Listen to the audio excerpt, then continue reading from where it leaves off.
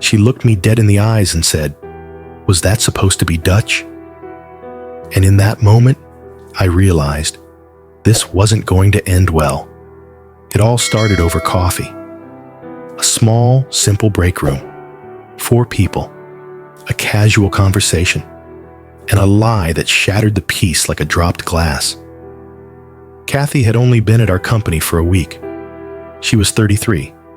Loud. Assertive. The kind of person who fills a room with her voice before anyone's even asked her name. I'm 25. Quiet by nature. I tend to listen more than speak, observe more than react.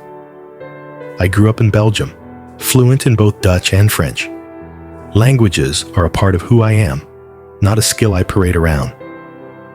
And yet, somehow, I ended up caught in the middle of a mess entirely made of words. We were all just sitting there. Me, Kathy, and 2 other co-workers. Coffee cups warming our hands. The kind of idle conversation that fills time before the next meeting. Someone mentioned how hard it's been to travel lately. With all the post-COVID uncertainties still lingering. Trips get canceled. Plans get reshuffled. That sort of thing.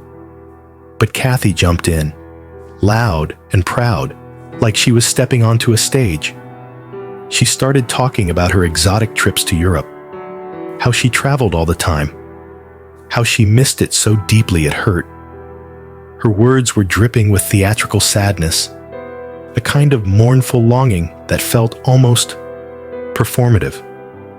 I tilted my head, curious. She said Europe was her favorite, and more than that, she joked that not being able to travel was making her worry she'd lose her foreign language skills. I perked up. That caught my attention. I asked her, genuinely, warmly, what languages she spoke. She smiled confidently and said she was fluent in 3 European languages, French, Dutch, and one she didn't name. She wasn't just fluent, she said. She claimed to be at a native speaker level. She said Europeans were often shocked she wasn't from there, that she blended in perfectly.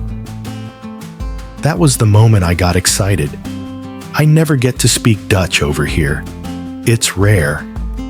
And hearing someone claim to speak it that fluently, especially outside of Belgium or the Netherlands, it felt like a gift. A tiny homecoming in a workplace far from home.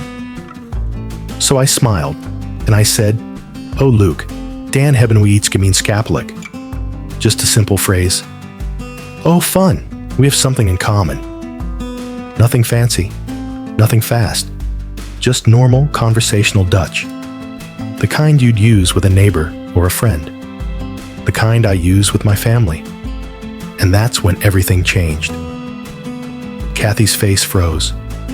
Her expression twisted, like she'd just smelled something foul. She leaned in slightly, eyebrows tight. "Was that supposed to be Dutch?" she asked. I blinked. "Yes," I said, a little confused. She gave a strange, awkward laugh, then said, "Loud enough for everyone to hear?" Well, I couldn't understand it. "You must have a terrible accent. Maybe you're not that good at speaking it." My hand stiffened around my coffee cup. Now here's the thing. I don't have an accent when I speak Dutch. It's my mother tongue. It's the first language I ever heard, the first one I ever spoke. I grew up using it every single day. Her words weren't just a dismissal. They weren't just a correction. They were an insult. An attempt to knock me down because I had just, unintentionally, caught her in a lie. I looked at her, still calm, but no longer soft. "I actually grew up speaking Dutch," I said. "It's one of my native languages. I speak it at home with my family." Her face tightened. She asked me, a little defensively, where I was from and what languages I spoke. I told her, "I'm from Belgium. I speak Dutch and French fluently, just like she said she did."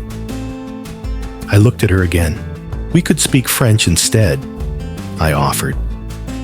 That was when she shoved her chair back. She didn't say anything for a moment, just muttered a sharp whatever and stormed out of the room. The silence she left behind was thick. One co-worker shrugged. The other sipped her coffee and simply said, "She shouldn't have lied." I wanted to let it go. I truly did. But it didn't stop there. Later that day, Kathy came up to me. She looked furious. She told me I had embarrassed her, that I was acting superior about my European heritage. She accused me of being immature, of trying to show her up. I was stunned. I told her calmly that there was no way I could have known she wasn't telling the truth about her language skills. I had spoken to her in Dutch because she said she was fluent in it. It wasn't a test. It wasn't a trap. I was just excited. She rolled her eyes, walked away. Later, another colleague pulled me aside. Apparently, Kathy had been talking about me behind my back, saying I was a little bitch who enjoys bullying new coworkers. I stood there, jaw clenched, heart racing. I never set out to make anyone feel small. But now, I was being painted as a bully, just because I had spoken my truth. I started questioning myself. Did I go too far? Was I being petty? Offering to switch to French? Did I unintentionally humiliate her? But deep down, I knew the truth. She lied. She lied loudly. And when she was caught, not by confrontation, but by the simple reality of someone else existing, she lashed out. This wasn't about me, not really. It was about her pride, her performance, her fragile ego built on stories that couldn't withstand the light of day. And I became the mirror she couldn't look into. Now, I don't want this to escalate. I don't want drama. I don't want this to become some workplace saga of whispers and complaints. I just want to do my job. I want to coexist, but part of me wonders, should I apologize? Should I say, I'm sorry, not for what I did, but for how it made her feel? Should I swallow it down to keep the peace?